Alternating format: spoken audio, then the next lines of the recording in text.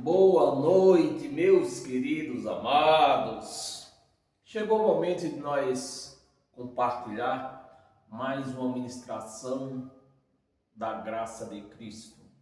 Essa ministração que nos faz crescer, que nos liberta das unhas dos lobos, né? Uma ministração que sempre traz luz para que nós andamos na luz e não na escuridão. Andar no escuro, meus amados, é muito perigoso, né? Ladrão, buraco, né? Pisar numa cobra. Andar no escuro não presta. Então vamos andar na luz de Cristo. Então chegou essa ministração para nós. Nessa noite vai ser uma ministração muito revelada. Essa ministração que eu vou ministrar hoje, agora, é uma ministração que me faz lembrar do tempo que eu vivia em uma religião, né? Que os pastores sempre pregavam, os pastores para se esconderem do erro deles, eles apontavam, ficavam apontando o erro dos outros, né? Ah, só a nossa igreja é certa, só a nossa igreja é de Deus. Aquela igreja não é de Deus, aquela igreja não é de Cristo, porque ela faz isso, faz aquilo outro, ela corta cabelo, veste calça. Então eu via muito isso, né? E o pastor dizia que certa era aquela igreja da qual eu vivia. E eu acreditava nisso, porque eu vivia na escuridão. Eu vivia num sistema que pregava o ministério da escuridão. Então eu nunca ia poder ver luz no ministério da escuridão. Se você vive nas práticas de um ministério de escuridão, você nunca vai ver luz. Então o nosso tema é esse: revelar da igreja que não é de Cristo. Esse é o nosso tema. Nós vamos se desbuçar, né? E entender um pouco do que é isso aí, né? É revelada a igreja que não é de Cristo. Ah, todas as igrejas não é de Cristo, não? Não. E nós vamos entender aqui, né? Com a luz do Evangelho, fica fácil de nós decifrar quem é de Cristo, quem não é. Vamos lá? Então, para dar início à nossa homilia, eu vou pedir para você abrir a sua Bíblia no livro aos Romanos, né? Romanos, no capítulo 8, vamos começar do versículo 9. Versículo 9, Paulo pregando aos romanos, né? Ele falava assim, aos romanos: vós, porém, não estáis na carne, mas no Espírito, se de fato o Espírito. Paulo entrou uma dúvida em Paulo, né? Vós não estão na carne, vocês não estão na carne. Se vocês são de Cristo, vocês não estão na carne. Se eu ler o versículo todo. Se de fato o Espírito de Deus habita em vós. E se alguém não tem o Espírito de Cristo, esse tal não é dele. Meus amados, é muito bom que você se desluce no espírito, né, da pregação, para que você venha entender logo que Paulo não está falando de carne, de churrasco, da carne da Friboi, não, carne da Swift. Paulo não está falando dessa carne. Paulo está falando, o contexto de Paulo está falando da lei, né? Da lei de Moisés e de Cristo. Então, esse é o contexto de Paulo. Ele quer que os romanos entendam, né? Que o contexto é entre a lei de Moisés e Cristo, o ressuscitado, não é de Jesus de Nazaré, é o ressuscitado.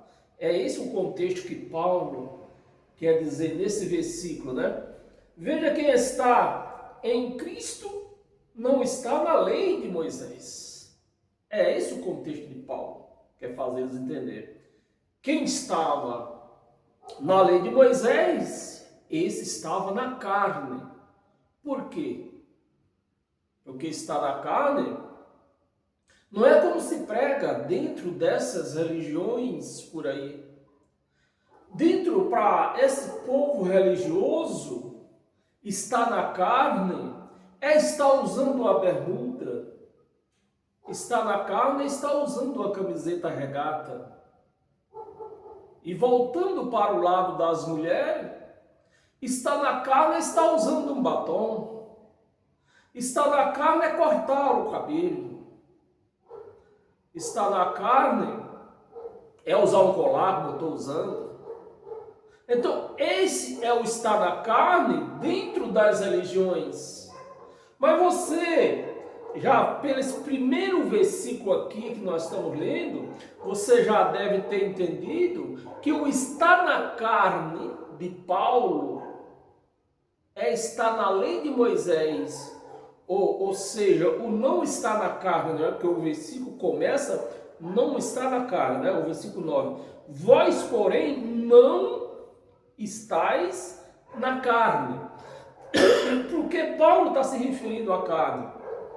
Porque para se cumprir a lei de Moisés, precisava da carne. Fazer o jejum precisa da carne ou precisa do espírito?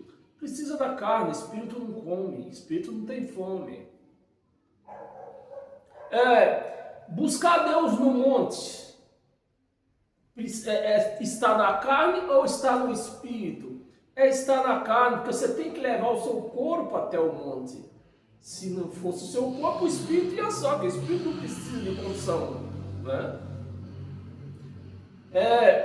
Então, são essas coisas do cumprimento da lei de Moisés que precisava da carne, né? Precisava da carne para cumprir todos os 613 mandamentos, obrações, e são mandamentos, obrações, e como é o outro nome? É 3.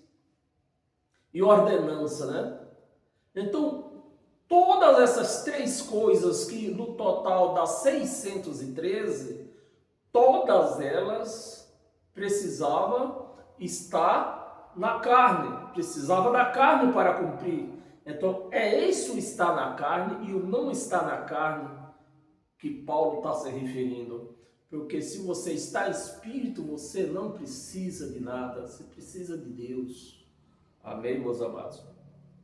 Então, é muito bom que nós entendamos o que é estar na carne e o que é estar no Espírito, estar em Cristo Jesus.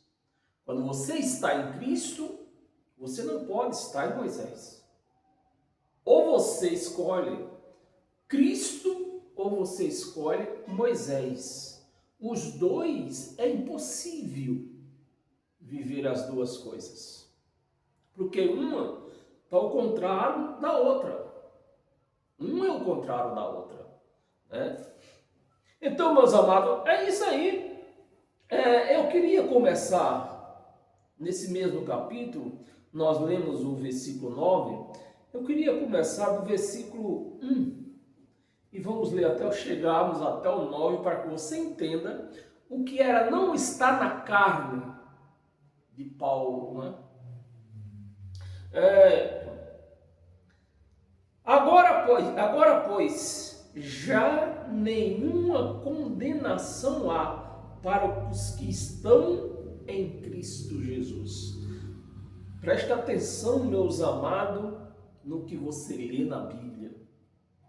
O primeiro versículo, se nós não tiver a luz do Evangelho para iluminar o nosso entendimento, você já vai se perdendo nesse primeiro versículo, né? Preste atenção, eu vou ler de novo. Agora, pois, já nenhuma condenação há. Paulo está falando isso nesta madrugada, neste domingo, ou ele está falando isso lá pelo ano 56? Cadê?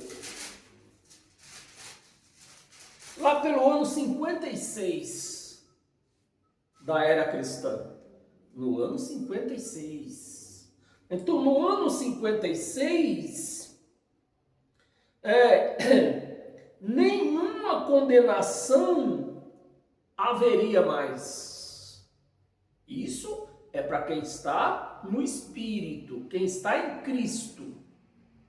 Para quem está em Cristo, Jesus, nenhuma condenação há. Nenhuma condenação há. Então você vê que a briga do sistema religioso, dessas igrejas que vivem a lei de Moisés, a contramão, né? O contrário, a palavra de Satanás quer dizer sentido contrário, uma coisa que está contrária à outra. Então você começa a entender a briga, digamos assim, que os crentes, o sistema religioso tem com Cristo, eles travam com Cristo, né? Porque se as pessoas dão dízimo, ele está onde? Está em Cristo ou está em Moisés? Está em Moisés, está na lei de Moisés. Ah, porque Abraão deu dízimo. Abraão não era um dizimista.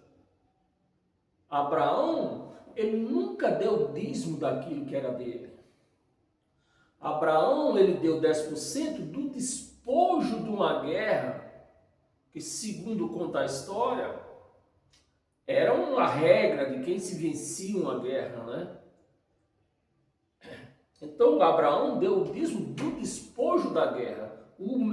As melhores coisas, das melhores coisas da guerra, ele deu o dízimo daquelas coisas. Abraão não deu o dízimo dos bens dele. Então já é uma mentira dizer que Abraão era um dizimista. Então se você é um dizimista, você está em Moisés ou está em Cristo? É lógico, é claro, está claro que ele está em Moisés. Então você já não é de Cristo. Se você dá o dízimo, você já não é de Cristo. Você não pode andar nos dois caminhos. Se você se batiza nas águas, que também era o batismo de João Batista no tempo da lei, você já não está em Cristo. Quando João Batista batizou, o Cristo não tinha ressuscitado ainda. Então era Moisés. Era Moisés. Então se você se batiza, aceita o batismo nas águas, você está em Moisés. Você não é de Cristo. Você é de Moisés, você não é de Cristo. Mas vamos continuar. Versículo 2. Porque a lei do Espírito da vida, a lei do Espírito da vida, que era Cristo, né? Em Cristo Jesus, te livrou. Te livrou. Livrou ou vai livrar? Aqui está escrito, livrou já no pretérito presente do passado, né? Te livrou da lei, do pecado e da morte. Outra confusão aqui no versículo 2. Porque se em Cristo, se na cruz, no ressuscitamento, ele nos livrou, a palavra está no pretérito presente do passado, ele já nos livrou. Se livrou, estamos livres, né? Ele nos livrou do pecado. Que pecado eu tenho hoje? Nenhum. Mas pergunta para um crente se ele tem pecado. Ixi, falar para um crente que ele não tem pecado, é capaz de se arrumar uma briga com ele. Bem, vamos para o versículo 3. Porquanto o que for impossível à lei para o perdão do pecado é impossível para a lei. Essa fase de perdão de pecado para a lei era impossível. Portanto, se for impossível a lei, O que era impossível para a lei, o que for impossível para a lei, no que estava enferma pelo seu próprio filho, em semelhança o quê? De carne. Semelhança de carne pecaminosa. Uma semelhança. Aqui não está dizendo que ele era um pecador. Semelhança, né? Eu estou sendo uma semelhança disso que eu estou vendo aqui. Eu estou me vendo aqui. Então, é uma semelhança minha. Pecaminosa. No tocante ao pecado. No tocante ao pecado. E no efeito condenou, né? E com efeito condenou Deus na carne o pecado. Condenou ou não condenou? Se eu tenho pecado, ele não condenou. Então eu estou como? Eu estou contra ele. Se ele não condenou, se eu tenho pecado, ele não condenou, eu não estou nele, eu estou em Moisés, porque era em Moisés que se tinha pecado. Era necessário se fazer sacrifício para perdão do pecado. Era necessário fazer lavagem nas águas para perdão do pecado, purificação do pecado. Então, se eu tenho pecado, hoje, se eu tenho pecado, ele não condenou. E eu estou em quem? Eu estou em Moisés. Porque era lá, era no ministério de Moisés que eu tinha pecado. Mas no ministério de Cristo, o que é que ele fez? Condenou. Deus mesmo condenou. Você vê, você vai... É esse o nosso tema. Quem é de Cristo, quem não é. Se eu tenho pecado, me ajuda aí. Se eu tenho pecado, eu não sou de Cristo. Porque os de Cristo, ele condenou o pecado. Agora, os de Moisés, ele não condenou. Porque no ministério de Moisés tinha um pecado. E não tinha como ser perdoado. Se não fosse por ele, né? Versículo 4. A fim de que o preceito da lei, né, as ordenanças, os mandamentos, as obrações, esses são os preceitos da lei.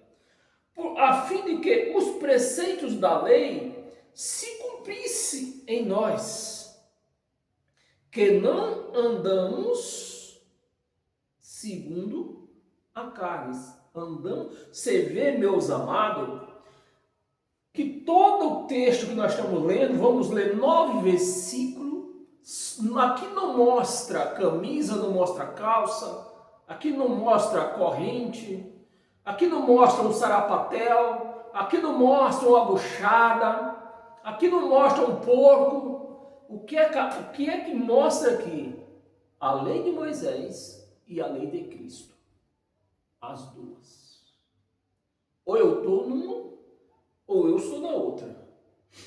Se eu tenho pecado, eu estou em Moisés. Se eu não tenho pecado, eu estou em Cristo. Segundo a carne, mas segundo o Espírito. 5. Porque os que se inclinam para a carne, como que se pode inclinar para a carne? Como é que pode inclinar para a carne? Inclinar para a carne é aqueles que praticam as obras da lei de Moisés. Dízimo, batismo, jejum, Pentecoste, que nós vamos falar neste instante no Pentecoste, né? Porque os que se inclinam para a carne cogita das coisas da carne. Então você pratica obras de Moisés, você cogita da lei de Moisés e não de Cristo. Você vê, hoje eu acho que vão me bater, né?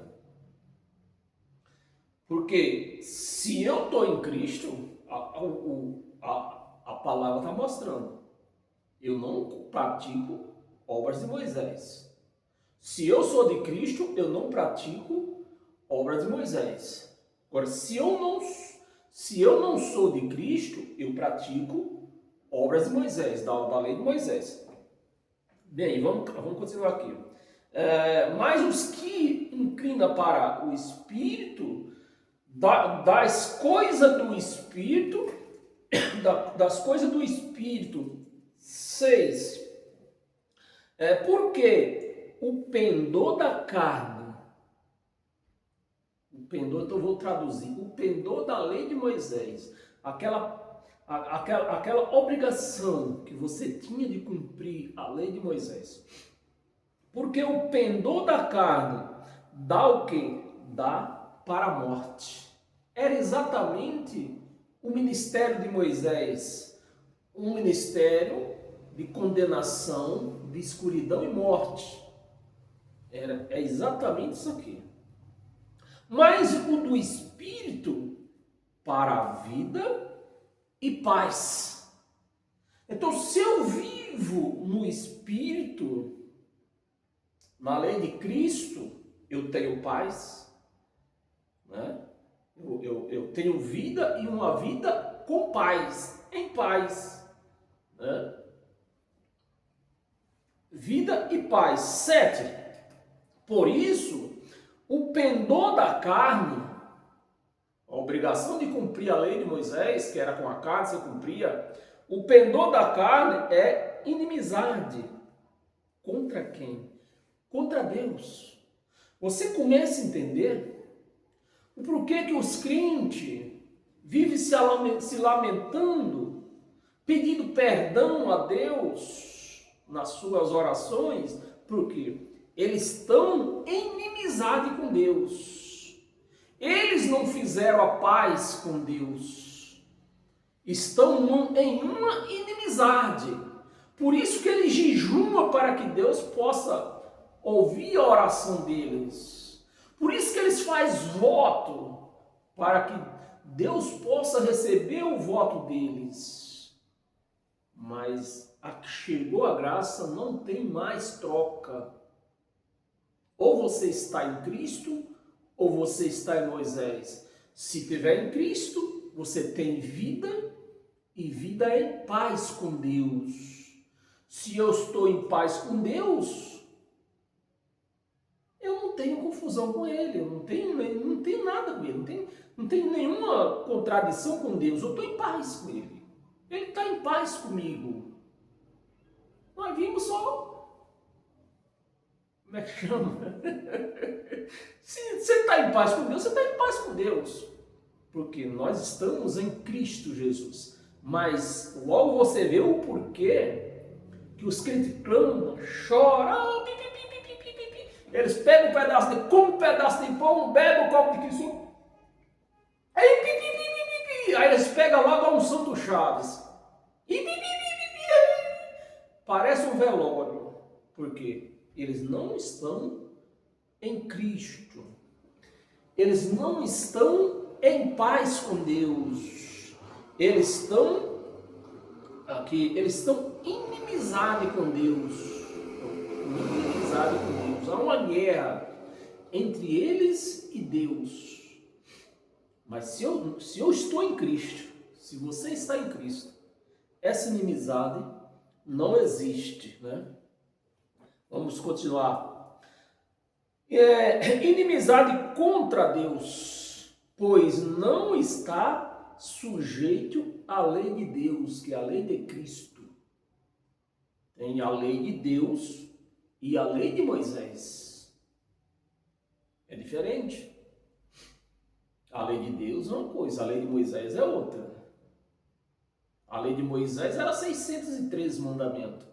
A lei de Cristo, de Deus, é um só. Obedeça. Ame. Contra a lei de Deus, pois não está sujeito à lei de Deus, nem mesmo pode estar. Nem mesmo pode estar. Se você pratica a lei de Moisés, você não pode estar em Cristo, porque as duas não se unem. Por conta da lei de Moisés, ele deu a vida por conta da lei de Moisés. Para pagar os erros da lei de Moisés, ele deu a vida. Por isso que as duas não podem se unir. Então, se você não entende isso e vive praticando a lei de Moisés, você não está em Cristo. Você não é uma igreja de Cristo. Você é uma igreja de Moisés. Versículo 8. Portanto, os que estão na carne, os que estão na lei de Moisés, né, que precisava da carne para cumprir ela, os que estão na carne não podem agradar a Deus. Olha, os que dão dízimo não agrada a Deus.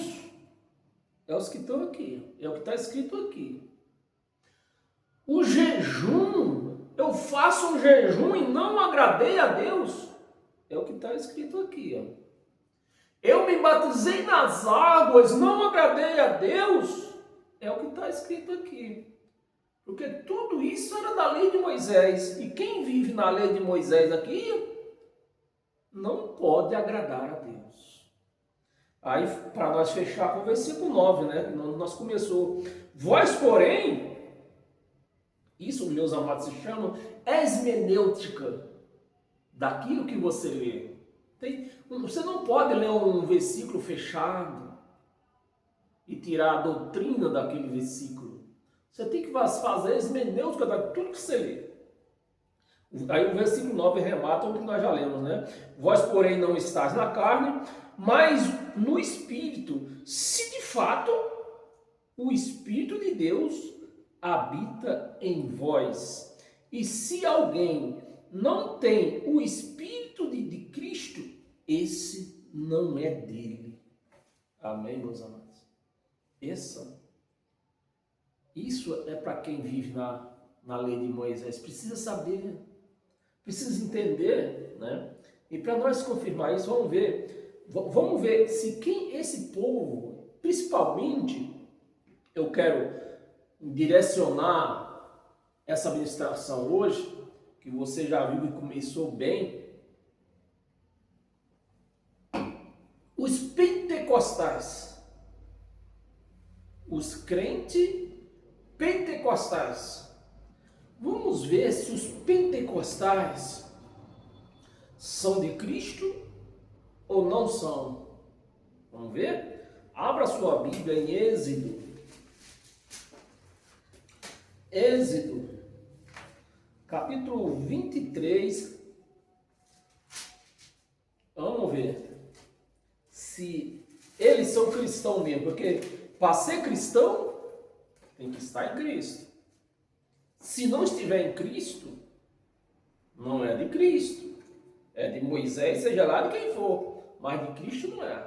Você pode ser de Moisés, pode ser do seu apóstolo, do seu bispo, do seu pastor. Você só não pode ser de Cristo. Êxodo 23, vamos ler do 14 ao 16. Versículo 14.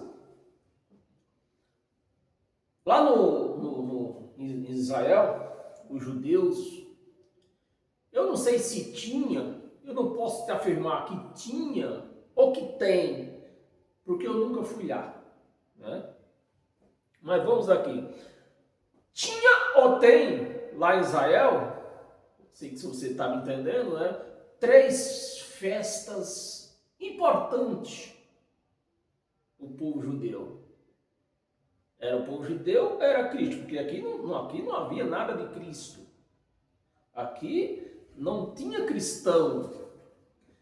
Então vamos ver se os pentecostes estão em Cristo ou estão em Moisés. Eu vou falar mais explicado. Vamos ver se os pentecostais são de Cristo ou não são de Cristo. Vamos ver?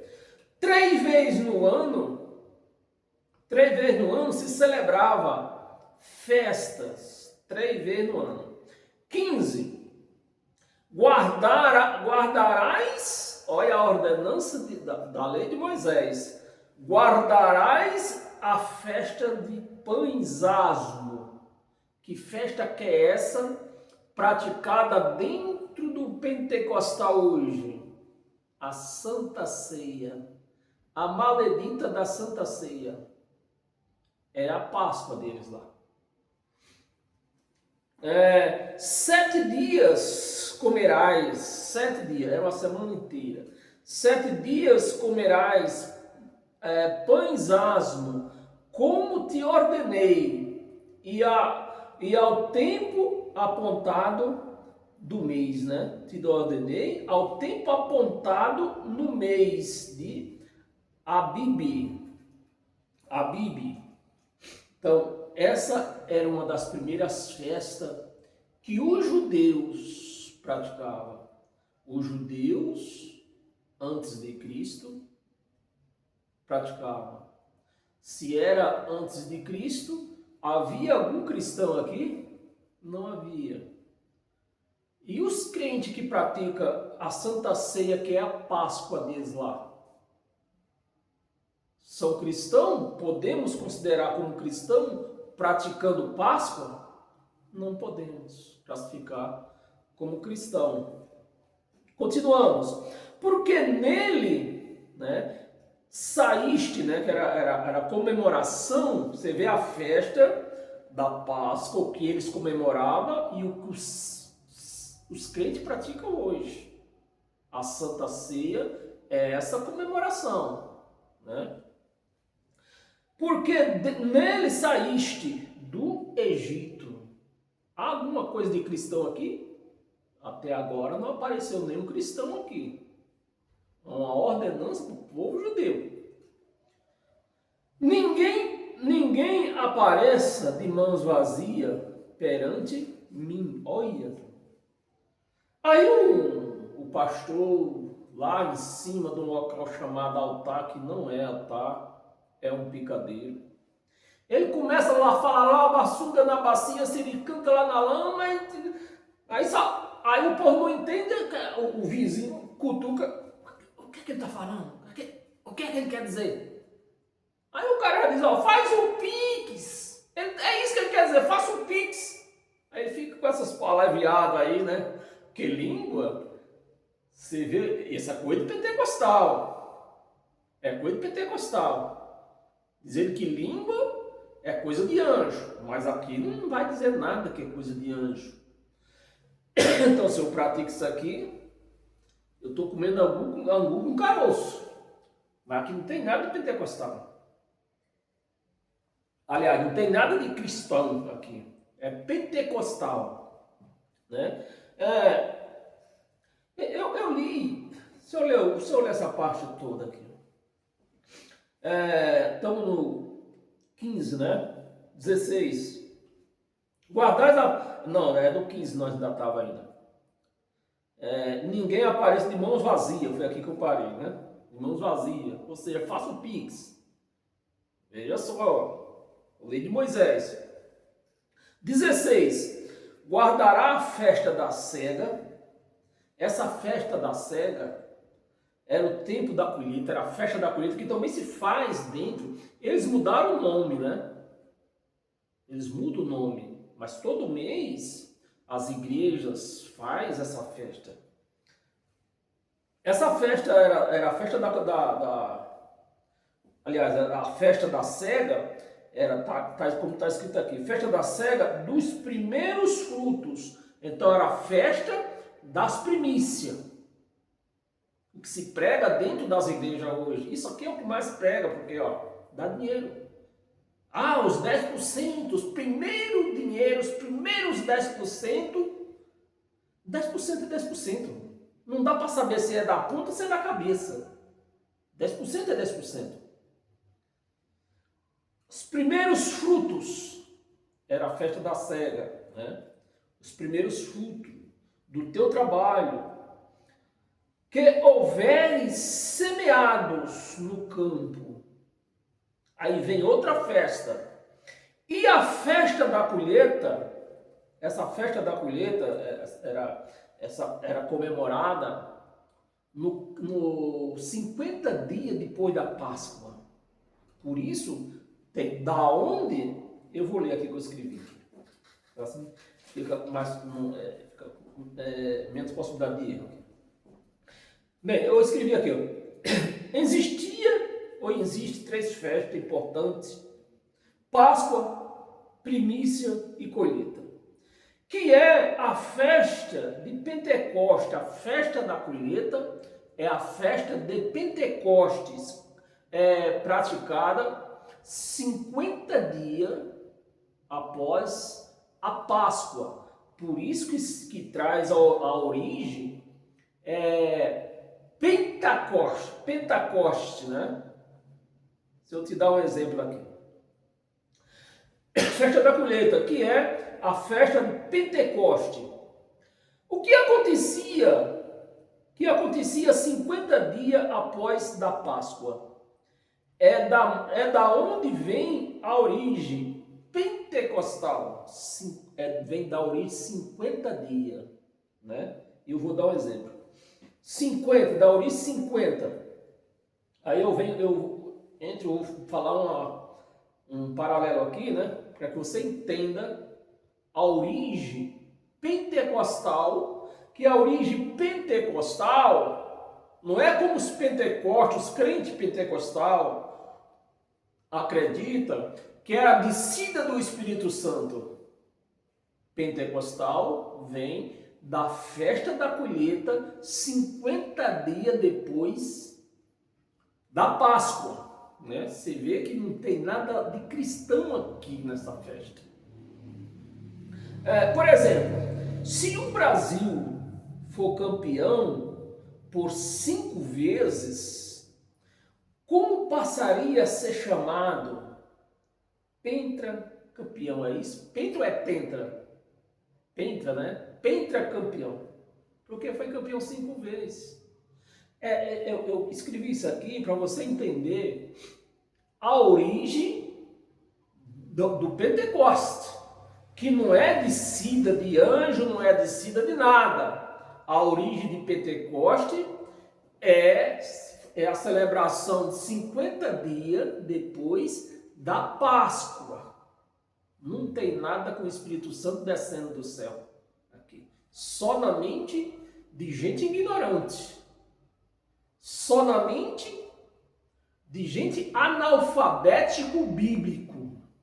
Aí tem descida de Espírito Santo no 50º dia depois da Páscoa. Você vê que não tem nada a ver com descida de Espírito Santo. Amém, meus amados? Eu estava lendo ainda aqui, né? No versículo 16. Guardará a festa da cega dos primeiros frutos do teu trabalho, que houveres semeado no campo, e a festa da colheita, a saída do ano, né? Quando colheres do campo o fruto do teu trabalho. O que é que tem de Espírito Santo aqui? Nada. Como é que os crentes se acham, diz que é pentecostais? Se a descida do Espírito Santo não tem nada a ver com isso aqui. Não tem nada a ver. Amém, meus amados? E vamos para mais uns exemplos aqui. Abra sua Bíblia em Atos dos Apóstolos.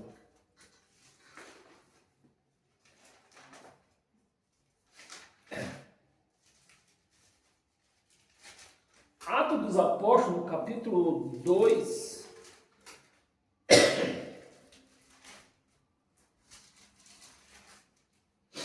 Atos dos Apóstolos, capítulo 2. Nós vamos ler. Você vai ter um pouco de paciência, que eu sei, né? Do versículo 1, nós vamos ler até o 20. E já estamos terminando, né? Tem mais 2 passagens curtas aqui. Vamos ver, o capítulo 1 até o 20 nós vamos ler. Ao cumprir-se o dia de Pentecostes, ao cumprir-se o dia da comemoração da colheita, 50 dias depois da Páscoa, desde que o povo saiu do Egito, você vê que não tem nada de Espírito Santo aqui. Não tem nada. Mas os crentes estão assim, ó, de crente pentecostal. Dizendo que esse dia é pentecostal porque o Espírito desceu. Não, que era uma festa que já vinha, ó, uma festa que vinha das antigas. Cumpriu-se o dia de Pentecostes. Estava, você vê que foi uma coincidência, né? Foi uma coincidência. E uma coincidência, mas uma coincidência assim, um pouco inteligente pela parte de Deus. Porque ali estava começando a pregação do Evangelho.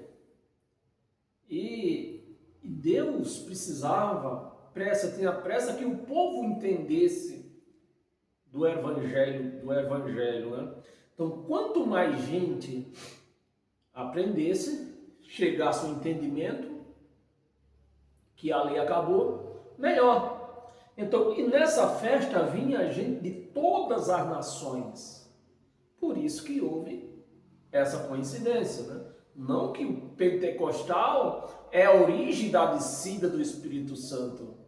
Pentecoste é uma festa tradicional que vinha desde a saída do Egito.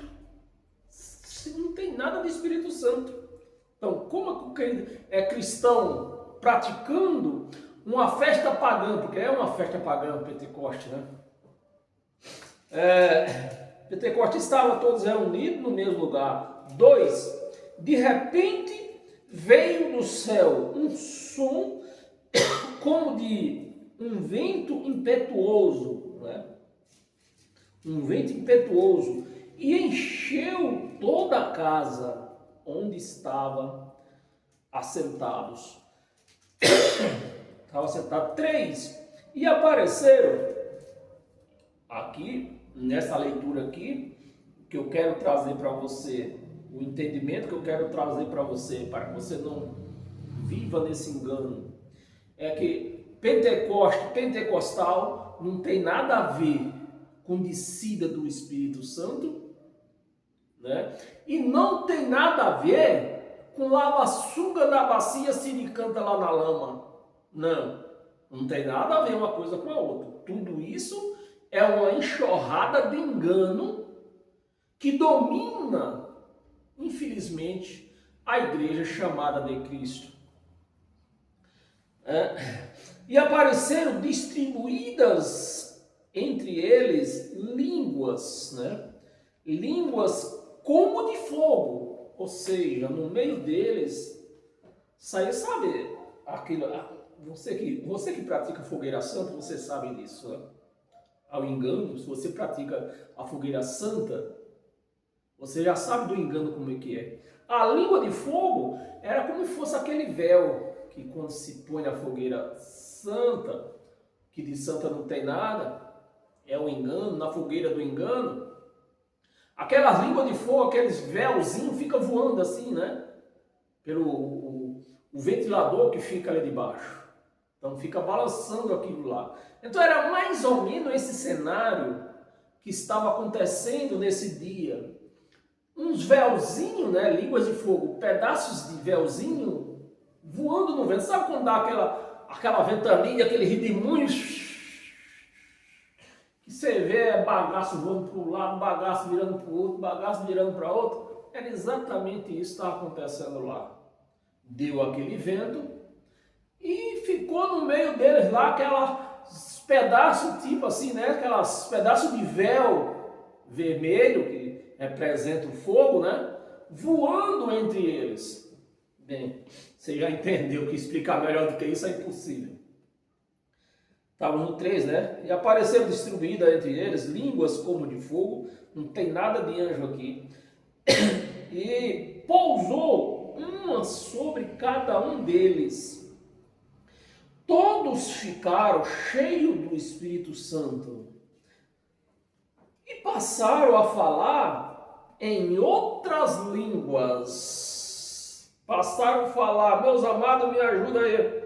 Passaram a falar lava-suga na bacia, siricanta lá na lama, ou passaram a falar em outros idiomas?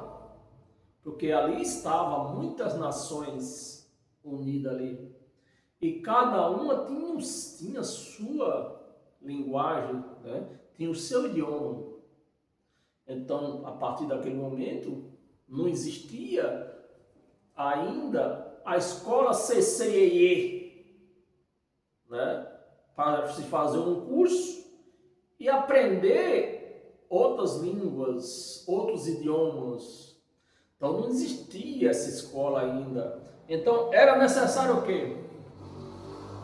A manifestação de Deus nesse meio. Porque Deus não fala em língua. Deus fala idioma. Fala no meu idioma, no idioma japonês, no idioma italiano. Ele fala idioma, não fala em língua. Né?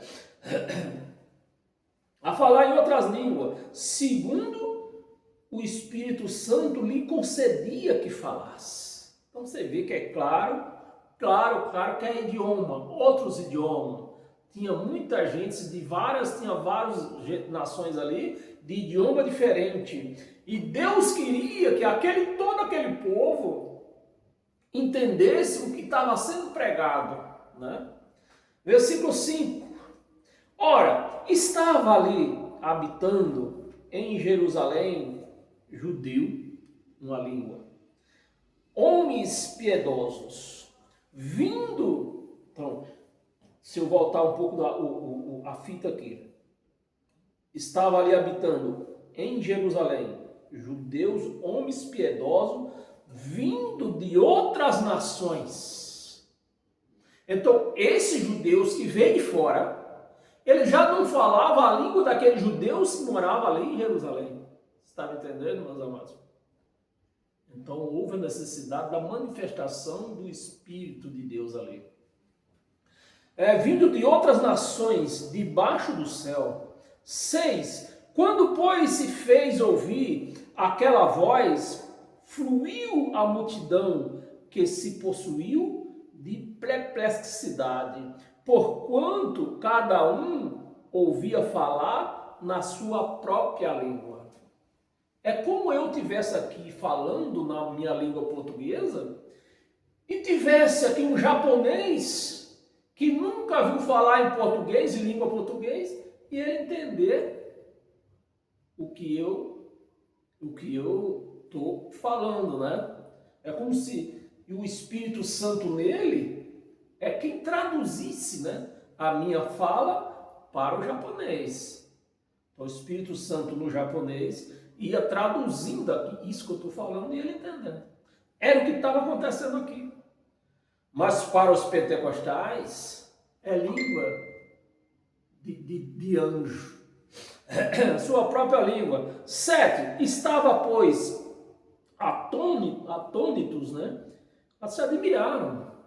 Aquele povo ali ouvindo, entendendo a linguagem de Pedro, de Tiago, de João. Atônitos, e se admiravam, dizendo: vede, não são porventuras galileus? Galileus e gentil é a mesma coisa. É como hoje nós aqui, no nosso país, é como nós chamamos as pessoas que vêm de fora. Como é que nós chamamos as pessoas que vêm de outro país aqui para o nosso país? Chamamos de gringo. Então, era esse povo aqui, né, que vieram de fora, não era de Jerusalém, vinha de outras nações.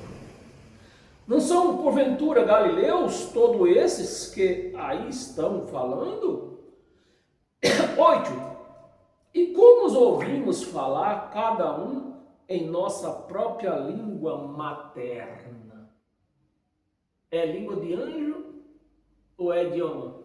Aqui está mostrando que é idioma. Da onde esses ignorantes bíblicos, analfabético bíblico, traz essa ideia que é a língua de anjo? Da onde eles tiraram? Se o texto que eles lêem é isso aqui. Nossa língua materna, aí vem as nações, somos patos, partos, médios, alamitas e os naturais de Mesopotâmia, Judeia. Todo esse povo tinha um idioma diferente. Judeia, Capadócia, Ponto e Ásia. 10.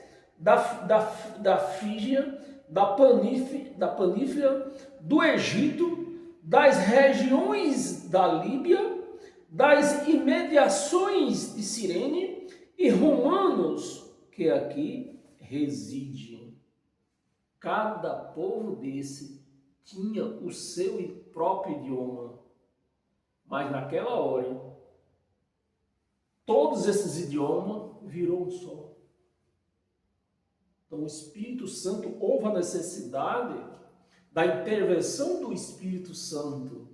E hoje, há essa necessidade em algum lugar? Eu discordo até com o Papa, se ele falar, dizer que há essa necessidade dessa manifestação do Espírito de Deus.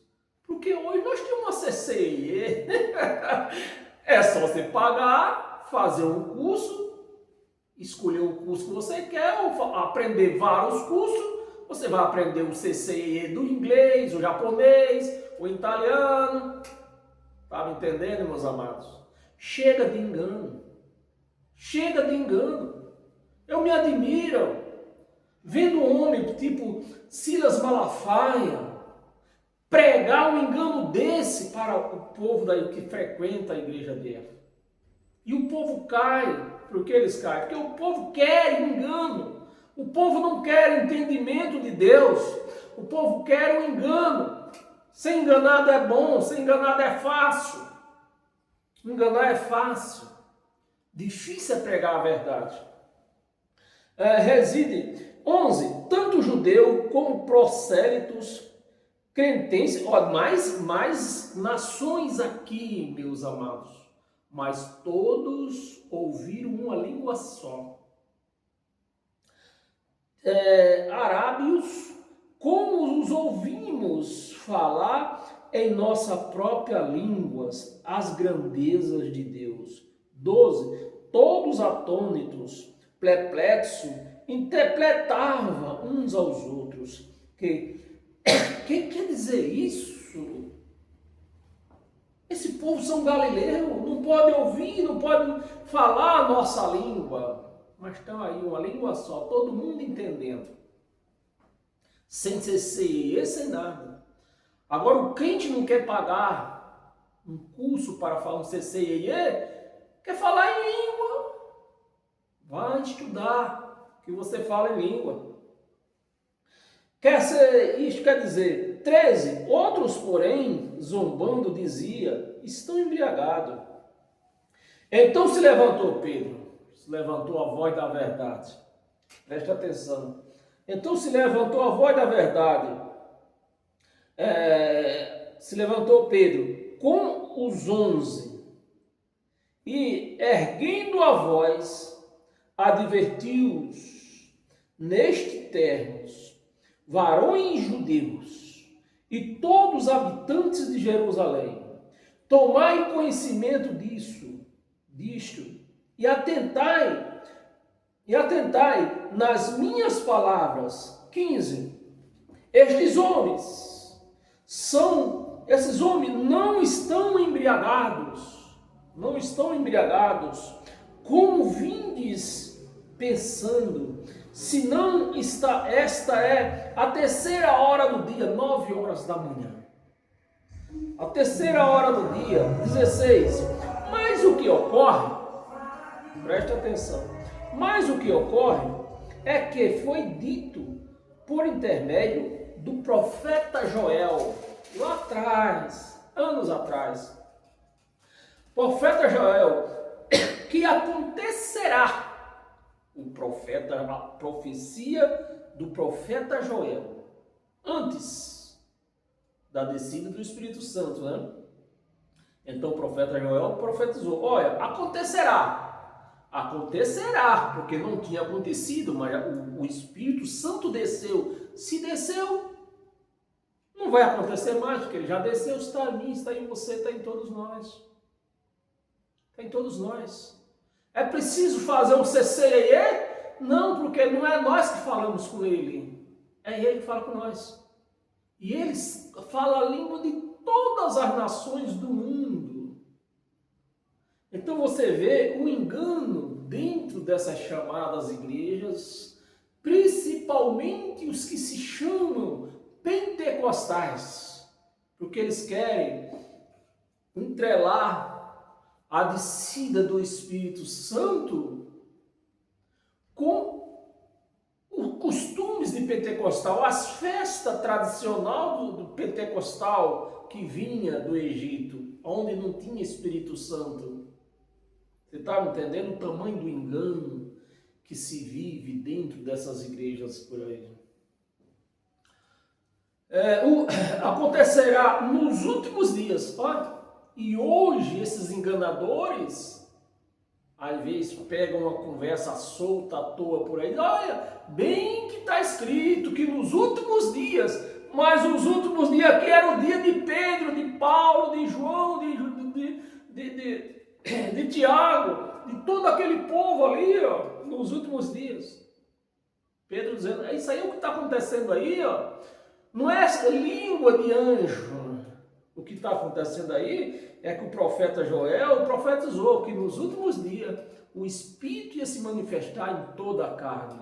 Isso se manifestou ou não manifestou? Manifestou. E se manifestou, está manifestado em mim, em você, em todo aquele que crê. Não é aquele que busca.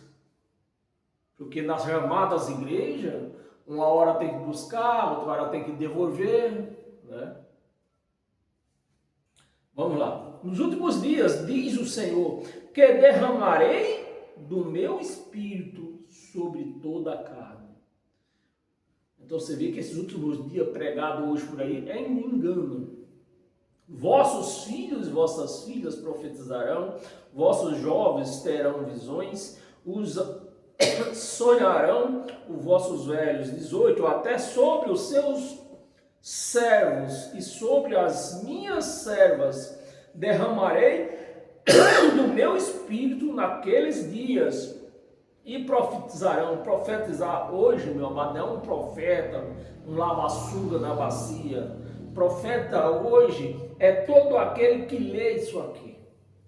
Então, neste momento, eu sou um profeta. Que eu estou lendo. 19. Mostrarei prodígio em cima do céu, e sinais embaixo da terra, sangue, fogo e vapor de fumaça. 20. O sol se escurecerá. Os quentes acham que o sol vai cair, mas aqui alguém ia perder o seu reinado, né? O que tinha vai perder. Quando o profeta disse, Deus falou através do profeta que ia tirar dos judeus e dar para nós. Aqui tá, vai escurecer. O sol dos judeus iria se escurecer. O reinado dos judeus iria escurecer. O sol se converterá em trevas e as luas em sangue, antes que venha o grande e glorioso dia do Senhor, que foi o dia do juízo, que aconteceu no ano 70. Amém, meus amados? Tito, abra sua Bíblia em Tito, tem mais 3 passagens curtas aqui.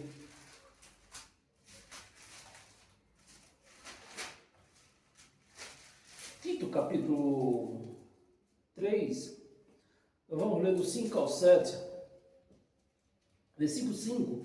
Não por obras de justiça. O que é uma obra de justiça? Jejum, orar pelos outros. Obra de justiça, batismo nas águas. Obra de justiça, o que mais? Laudismo. Isso é obra de justiça. Não por obras de justiça praticada por nós. Não por obra que nós podemos fazer, mas que Ele fez. Não por obra de justiça praticada por nós, mas segundo a sua misericórdia. Ele nos salvou ou vai salvar se eu for por uma igreja evangélica? Aqui está escrito que me salvou já. Mediante o lavar regenerador e renovador de quê? Das águas batismais? Não. Mediante o Espírito Santo. 6. Não, era até o 5 nós ia ler, né? Não, era o 6, vamos ler até o 7. 6. Que ele derramou. Derramou ou vai derramar? Aqui está dizendo derramou. Que ele derramou sobre nós. Ricamente, por meio de quem?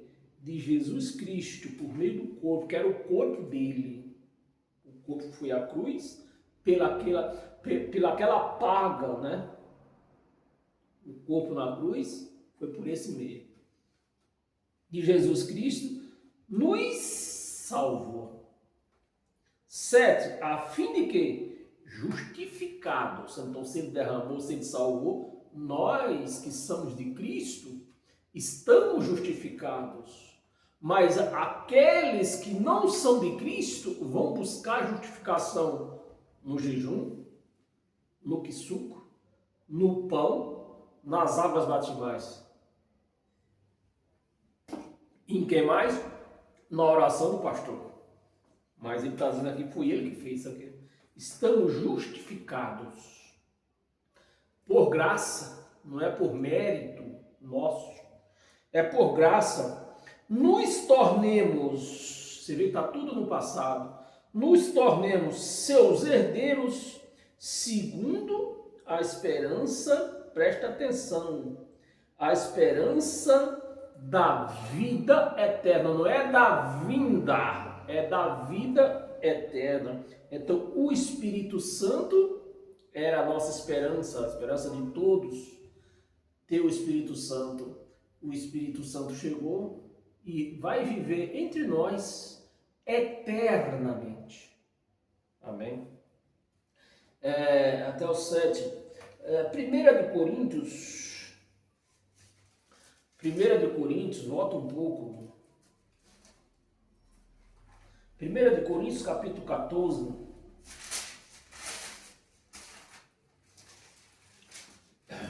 Estou atrasado já. Versículo 14, versículo do 1 ao 5. Seguir